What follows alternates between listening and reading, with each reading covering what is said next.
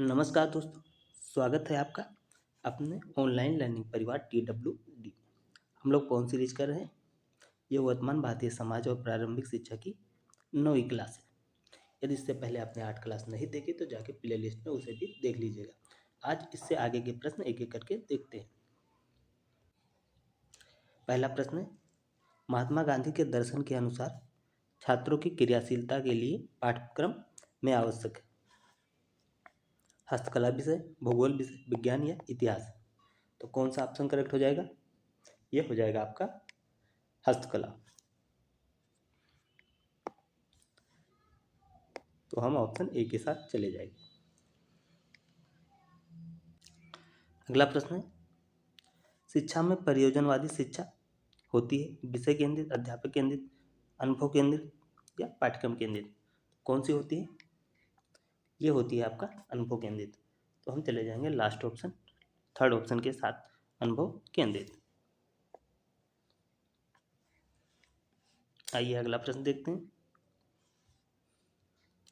अगला प्रश्न है, शिक्षा में निस्यंदन सिद्धांत किसने दिया था?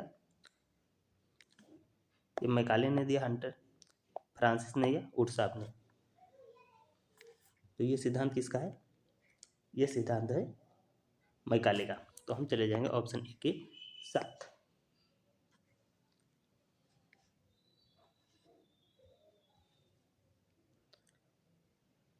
ऐसी शिक्षा जिसमें किसी निश्चित समय पाठ्यक्रम विद्यालय की आवश्यकता नहीं, कहते हैं वैकल्पिक, औपचारिक, अनौपचारिक या सतत शिक्षा।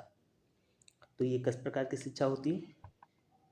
ये शिक्षा होती है आपकी अनौपचारिक शिक्षा। तो हम चले जाएंगे अनौपचारिक शिक्षा के साथ। आइए अगला प्रश्न देखते हैं। अगला प्रश्न है, सीखने के लिए स्वतंत्रता एवं निरंतरता आवश्यक है, यह विचार किसका है? फ्रोबेल का, हल का, डाल्टन का, सिम्पसन साहब के? तो ये विचार किसका है?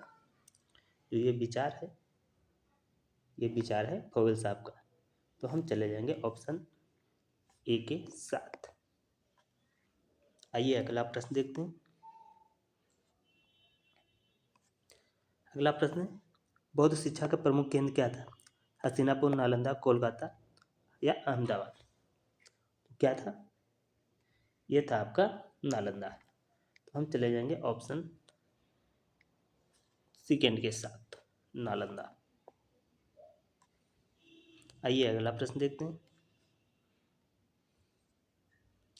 अगला प्रश्न है, सभी धर्मों के प्रति सहनशील अध्ययन को प्रोत्साहित करने का सुझाव किसने दिया?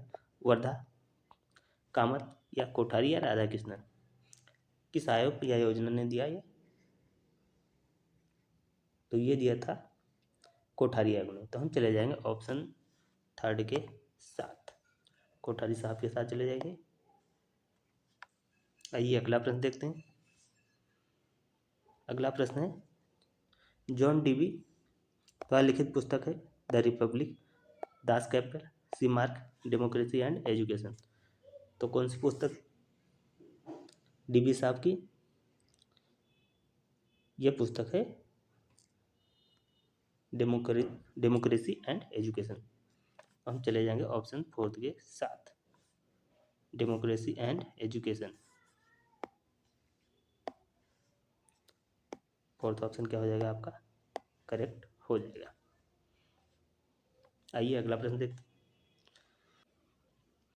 अगला प्रश्न है, आदर्शवाद का श्रेष्ठ योगदान किस क्षेत्र में है? शिक्षण विधि, उद्देश्य, पाठ्यक्रम या बालक? तो किस क्षेत्र में है? ये है उद्देश्य में। तो हम चले जाएंगे सेकंड के ऑप्शन के साथ, सेकंड ऑप्शन करेक्ट हो जाएगा। अगला प्रश्न है, राम मूर्ति समिति 1990 क्यों गठित हुई थी? विश्वविद्यालय को शिक्षा में सुधार के लिए, बालकों के पाठ्य का बोझ कम करने के लिए, पाठ्यक्रम का और राष्ट्रीय शिक्षा की समीक्षा के लिए या माध्यमिक शिक्षा के व्यवसायीकरण के लिए? तो ये किस लिए हुई थी? ये हुई थी आपका 1986 की शिक्षा नीति का समीक्षा करने के लिए, उनका मूल्यांकन करने के लिए। तो हम लोग ऑप्शन थर्ड के साथ चले जाएंगे। तो ये रही क्लास जिसमें हमने काफ़ी क्वेश्चन कवर कर लिए हैं। आगे के क्वेश्चन अगली क्लास में कवर किए जाएंगे, तो आप लोग कमेंट करके फीडबैक दीजिएगा। ये क्लास आपको कैसी लगी, अच्छी लगी तो इसे लाइक कीजिए, शेयर कीजिए और चैनल को सब्सक्राइब कर लें। जय हिंद, जय भारत।